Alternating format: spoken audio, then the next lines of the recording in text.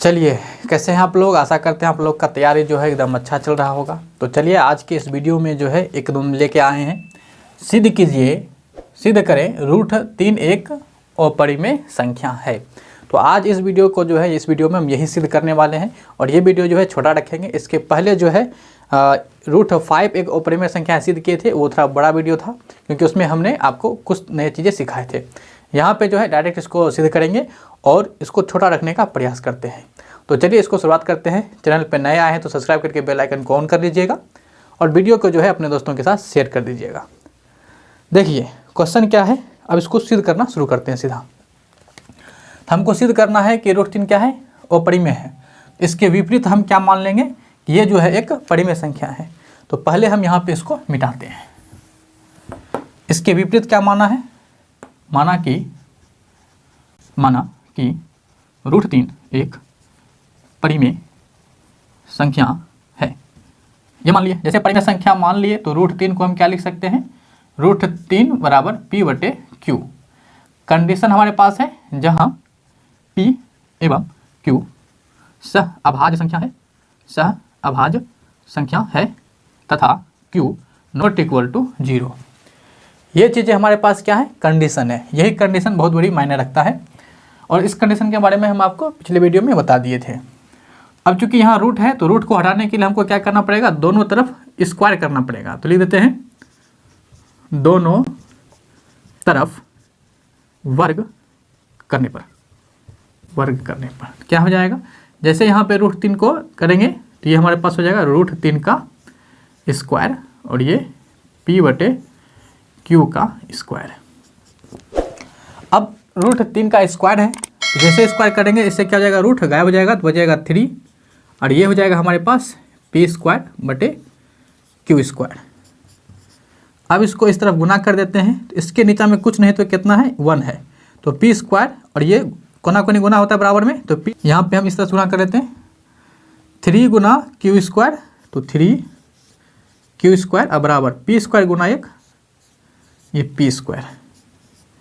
अब ये Q² इधर रह जाएगा, 3 इधर गुना में है, जैसे बराबर के इस तरफ जाएगा तो ये P² के बटे में आ जाएगा। ये हो गया हमारा समीकरण 1। ठीक है, ये क्या हो गया, समीकरण 1 हो गया। अब यहाँ पे आप देखिए ये 3 जो है वो P² को विभाजित कर रहा है। तो यहाँ हम क्या लिख सकते हैं, यहाँ 3 P² को विभाजित कर रहा है या करता है, कर रहा है, कुछ भी लिखिए। इसलिए 3 यदि P² को कर रहा है तो सिर्फ P को भी करेगा, इसलिए 3 P को भी विभाजित करेगा। ठीक है, अर्थात इसका मतलब क्या हो गया, अर्थात 3 P का एक गुणनखंड है, ये भी लिख सकते हैं हम। ठीक है, क्या है, गुणनखंड है। क्योंकि इसके बारे में हम आपको पिछले वीडियो में बताए थे, थोड़ा सा यहाँ बता देते हैं ये हमने कैसे लिखा। अब मान लीजिए कि यहाँ पे जो है 6 का स्क्वायर लेते हैं। ठीक है, कोई संख्या है 6, सही से लिखा जा 6 का स्क्वायर, इसमें 3 से डिवाइड करते हैं तो 6 का स्क्वायर कितना होता है, 36। 36 3 से कटेगा तो बिल्कुल ये 12 में कट जाएगा, तो विभाजित हो गया। अब हम क्या करते हैं, ये 6 के स्क्वायर को यानी 36 को विभाजित कर दिया 3, तो अब क्या करते हैं, स्क्वायर हटा देते हैं, बचेगा कौन, 6। अब 6/3, क्या 6/3 को ये काट रहा है, तो आप बोलेंगे हाँ 2 बार में काट रहा है। बस समझ में आ गया कि स्क्वायर को यदि ये विभाजित कर रहा है तो स्क्वायर हटा देंगे तो भी कर रहा है।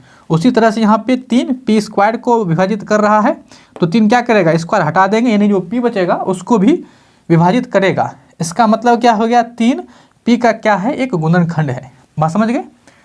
चलिए, गुणनखंड का मतलब क्या हो गया, जैसे यहाँ पे 6 स्क्वायर को कर रहा था और 6 को कर रहा था तो 6 में 3 आता है या नहीं आता है, तो 6 को कैसे लिखेंगे, 3 गुना 2, तो 6 का गुणनखंड क्या कहलाएगा, 3 होगा और 2 होगा, तो इसीलिए यहाँ पे इस तरह से हमने लिखा। यहाँ पे आधा काम हो गया। अब सेम यही आधा काम जो है हमें नेक्स्ट भी करना है। ये P के साथ हुआ, अब Q के साथ करवाना है। तो यहाँ पे हम इसको इस तरह से बांट लेते हैं। यहाँ पे क्या कर लेंगे हम, समझिए आगे हम यहाँ पे क्या कर लेते हैं, जो यहाँ तो P का काम हो गया, अब P के जगह पे हम क्या कर लेंगे, यहाँ पे 3 के मान लेते हैं, P बराबर 3 के माना। ठीक है, ये मान के चलते हैं। समीकरण 1 में इतना का मान रखने पर, तो P बराबर 3K समीकरण 1 में रखने पर, तो समीकरण 1 हमारे पास कितना है, क्यू स्क्वायर बराबर P है, P स्क्वायर है, तो P की जगह पे कितना रखेंगे 3K, तो ये 3K का स्क्वायर हो जाएगा, चूँकि P का यहाँ स्क्वायर है, अब बटे जो यहाँ 3 है, तो 3 का स्क्वायर 9 और K का स्क्वायर K स्क्वायर बटेगा कितना 3, कट जाएगा ये कितना नंबर में 3 नंबर में, यानी कि ये हमारे पास क्या आ जाएगा, क्यू स्क्वायर बराबर 3K स्क्वायर किया जाएगा। ठीक है, अब यहाँ पे क्या देख रहे हैं, जरा इसको समझिए, ये 3 यहाँ गुना में है, इसको जो है हम इस तरह से भी लिख सकते हैं एक बार 3K स्क्वायर बराबर कितना क्यू स्क्वायर। अब 3 संख्या है तो 3 को उस तरह भेजने के लिए हम भेज सकते हैं, तो K स्क्वायर बराबर क्या हो जाएगा क्यू स्क्वायर बाय 3, ये हो गया समीकरण 2। ठीक है, अब यहाँ पे आपको समझ में आ रहा है, सेम टू सेम वही बातें यहाँ पे लिखना है। 3 क्या कर रहा है, क्यू स्क्वायर को विभाजित कर रहा है, यहाँ लिख देंगे, चलिए लिखते हैं, यहाँ 3 क्यू स्क्वायर को विभाजित कर रहा है, इसलिए 3 क्यू स्क्वायर को कर रहा है तो केवल क्यू को भी करेगा, इसलिए 3 क्यू को भी विभाजित करेगा। अर्थात क्या अर्थात आपको दिख रहा है, नहीं दिख रहा है, ठीक है, अर्थात यही चीज लिख देंगे, अर्थात जरा आप लिख लीजिएगा, अर्थात 3 क्यू का भी एक गुणनखंड है। ठीक है, बात समझ में आ रहा है। चलिए यहाँ पे हमने नीचा में लिखा, थोड़ा सा आपको नहीं दिखा होगा, तो यहाँ पे समझ में आ गई बातें, यानी कि यदि आप समीकरण 1 और 2 को गौर से देखिए, तो यहाँ पे हमने जो माना था ये P और Q सह आभास संख्या है। सह आभास संख्या का मतलब ये क्या हो गया, इसको जरा समझिए। सह आभास संख्या का मतलब हो गया जो P और Q है इसका HCF जो होगा वो 1 होगा। इसका मतलब क्या हो गया कि P और Q में 1 के अतिरिक्त कोई और गुणनखंड नहीं मिलना चाहिए, उभयनिष्ठ गुणनखंड। जबकि यहाँ आप देखिए कि समीकरण 1 में P का 3 गुणनखंड है और समीकरण 2 में देखिए कि Q में भी जो है यहाँ 3 से डिवाइड हो रहा है। समीकरण 2 में जो है 3 जो है P को भी कर रहा है और यहाँ में जो है 3 Q को भी कर रहा है। यानी यहाँ जो हो गया समीकरण 1 और 2 से क्या निष्कर्ष निकल गया कि 3 जो है P और Q दोनों का उभयनिष्ठ गुणनखंड है। जबकि कंडीशन क्या माने थे कि दोनों में 1 के अलावा कोई और नहीं आना चाहिए। यहाँ कौन आ गया, 3 आ गया। यानी हमने जो माना, शुरू में हमने जो ये चीज़ें माना वो चीज़ें क्या हो गया, गलत साबित हो गया। और हमने क्या माना, हमने माना परिमेय संख्या। हमने क्या माना, परिमेय संख्या, यानी कि ये परिमेय संख्या नहीं है, ये गलत हो गया। यदि परिमेय संख्या नहीं है तो क्या है, ये एक अपरिमेय संख्या है। बात समझ में आ गया, ऐसे ही सिद्ध होता है। ठीक है, ऐसे ही ये सिद्ध होता है और कुछ इसमें नहीं है। अब चलिए जितना बातें हम बोले उस बात को जो है इसको जरा जगह को खाली करके यहाँ पे लिख देते हैं। ठीक है, चलिए तो अब यहाँ पे हमें वही चीज़ें क्या करना है, लिख दिए।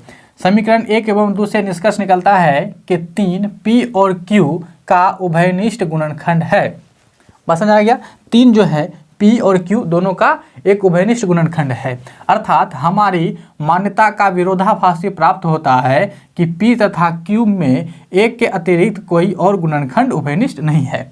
हमने शुरू में यही माना था कि जो P और Q है सआभास संख्या है। सआभास संख्या मतलब क्या हो गया, उसमें 1 के अतिरिक्त कोई और गुणनखंड नहीं है। जबकि ये क्या हो गया, गलत हो गया। स्पष्टतः हमारा यह मानना कि √3 एक परिमेय संख्या है गलत है। जब ये गलत है तो सही क्या है, अतः सिद्ध हुआ कि √3 एक क्या है, परिमेय संख्या है। बस इतना कर देना है, आपका सिद्ध हो जाना है। बात समझ आ गया, ये आपका आंसर हो गया। चलिए अब कुछ एक्स्ट्रा बातें बता देते हैं आपको। यदि ये सारी चीज़ें तक ठीक है, इसमें आपको ओल झोल लग रहा है तो आप एक काम कर सकते हैं। यदि आप इतना कर लेते हैं तो बेस्ट है, लेकिन गुड होने के लिए यदि आपको ओल झोल लगता है तो इससे निपटने के लिए केवल क्या कर सकते हैं उसको समझिए। देखिए इतना गो तो आपको लिखना पड़ेगा, इतना गो, ठीक है, इतना चीज़ें आपको लिखना चाहिए। इसको लिखने के बाद आप ये लिख दीजिए, इसको लिख दीजिए और उसके बाद इसको लिख दीजिए, यानी ये एक लाइन, ये एक लाइन और ये एक लाइन, बीच वाला गायब। इतना आप कर सकते हैं, यही आप कर सकते हैं, इतना आप कीजिएगा, नंबर नहीं कटेगा। चलिए, आशा करते हैं कि आपका ये जो है वीडियो अच्छा लगा होगा। वीडियो को लाइक कर दीजिएगा, शेयर कर दीजिएगा और चैनल पर नए आए हैं तो इसको सब्सक्राइब करके बेल आइकन ऑन कर लीजिएगा। वीडियो के बारे में जो भी सुझाव हो कमेंट करके बता सकते हैं। मिलते हैं अगली वीडियो में। जय हिंद।